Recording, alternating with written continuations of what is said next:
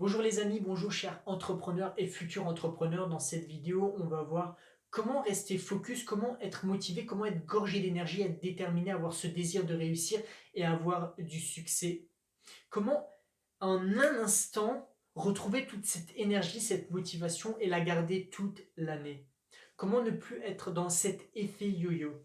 Vous savez, cette chute de motivation, à la fin de l'année, on est dans une situation critique mentalement, émotionnellement et financièrement. Comment savoir si nos actions et nos priorités vont dans le bon sens? Dans cette vidéo, je vais répondre à ces questions. Vous savez, en 3 ans, j'ai créé une boulangerie-pâtisserie, une école de coaching et j'ai investi dans l'immobilier. Comment je fais pour être focus sur mon objectif? Déjà, la règle numéro 1, c'est ne jamais changer d'objectif, changer de stratégie. Si ça ne marche pas par la porte, vous passez par la fenêtre. Règle numéro 2, en un instant, les plus grands leaders arrivent à faire remonter toute leur détermination, toute leur soif, leur faim de réussite. Je vais vous expliquer tout ça. Pourquoi 50% des entreprises ferment leurs portes au bout de 5 ans? Pourquoi 9 entreprises sur 10 ferment leurs portes au bout de 10 ans?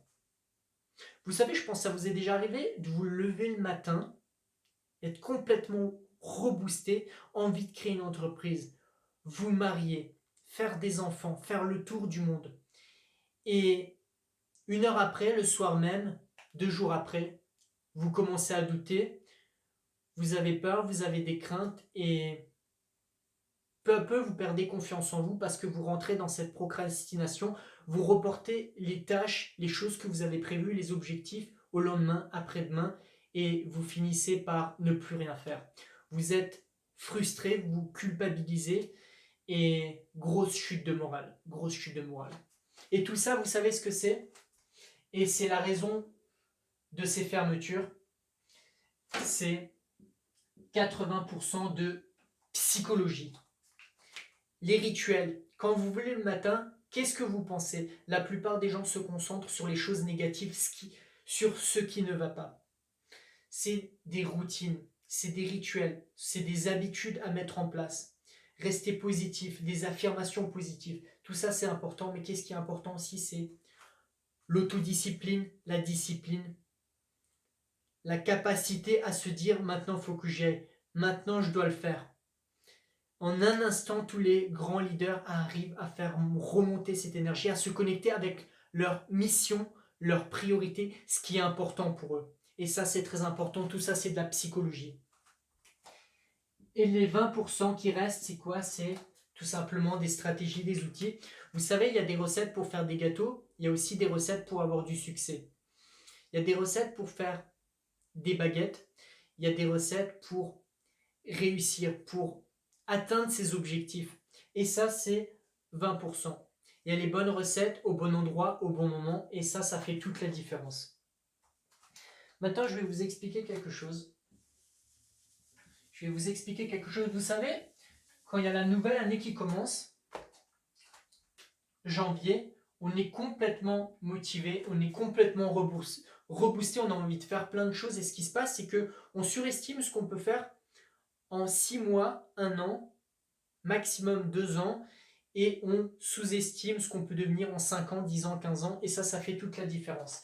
On est sur une période d'ascension, on est super content, on est complètement motivé.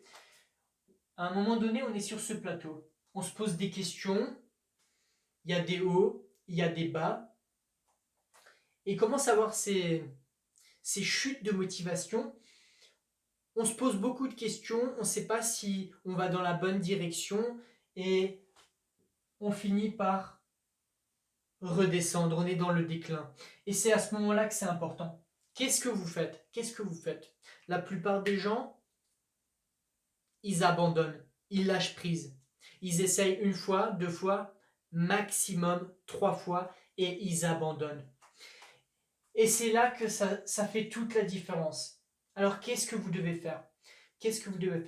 Vous devez investir dans des connaissances.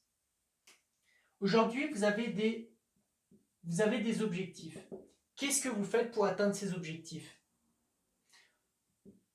Le temps, Qu'est-ce que vous mettez comme temps pour atteindre vos objectifs? Combien vous passez de temps sur vos objectifs? Beaucoup de gens, ils ont ils veulent faire beaucoup de choses, ils ont de grands objectifs, mais derrière leur comportement, leur attitude, ce n'est jamais en cohérence. C'est comme quelqu'un qui veut atteindre 500 000 euros, mais qui travaille 1 heure par jour dessus. C'est impossible. Si vous n'investissez pas d'argent dans votre développement, vous ne pouvez pas évoluer. Si vous ne mettez pas d'effort, d'énergie dans vos objectifs, ça ne marchera pas. Le temps, l'effort, l'argent. Qu'est-ce que vous faites avec ces 3 choses pour atteindre votre objectif? Et ça fait toute la différence. La plupart des gens ils vont au restaurant, ils vont au shopping, ils vont au cinéma, ils investissent en fait dans le divertissement. Par contre, ils n'ont pas le temps. Ils n'ont pas d'argent. Ils ne veulent pas faire d'efforts. Ils ont le temps d'aller au restaurant, faire du shopping, acheter une 20e paire de chaussures. Dépenser de l'argent dans le dernier iPhone, par exemple. Les efforts, faire des efforts pour faire des choses inutiles, ça, il n'y a pas de problème. Et leur objectif, finalement, on finit par l'oublier. On est comme cet hamster dans cette cage, on tourne dans tous les sens, on est dans ce déclin, on est dans cette chute de motivation totale, et tout ça, on ne le fait pas. Et ça fait toute la différence. Et ça fait toute la différence. Et les gens, qu'est-ce qu'ils font? Les gens, qu'est-ce qu'ils font? Ils comptent sur 3 choses. Ils comptent sur 3 choses qui sont complètement débiles. Ils attendent un héritage.